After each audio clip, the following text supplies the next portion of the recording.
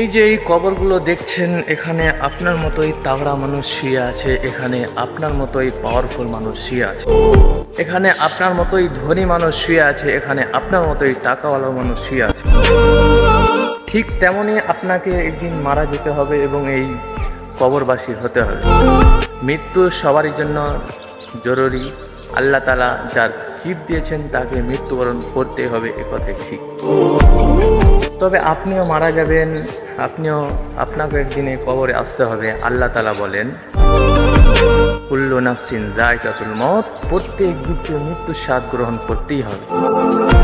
ঠিক আপনি মারা যাবেন, আপনার জন্য কেউ বাঁশ কাটবে, কেউ খাঁচা বানাবে, আবার কেউ কবর করবে, আবার কেউ চাউন করবে।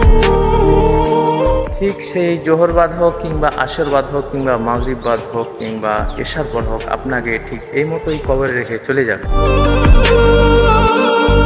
ঠিক 10 মাস পর আপনার মাংসগুলো হাড্ডি থেকে আলাদা হয়ে যাচ্ছে। ঠিক 10 বছর পর আপনার হাড্ডিগুলো মাটির সঙ্গে মিশে যাবে। তবে কিসের এত অহংকার তোমার? কিসের এত দাম্ভিকতা করো? তোমার অহংকার মানেই না, একমাত্র আল্লাহ অহংকার করতে পারে। তুমি কিসের এত অহংকার করো? তুমি কিসের এত টাকার গরম দেখো? তুমি কিসের এত নিজের ছেলে মেয়ে, নিজের বাড়ি ঘরে গরম দেখো? তোমার অহংকার সাজে না, তোমার অহংকার সাজে না। তোমাকে একদিনে কবর আসতে হবে, এই কবরকে ইয়াদ করতে হবে, এই কবরবাসী হতেই হবে আপনাকে আমাকে।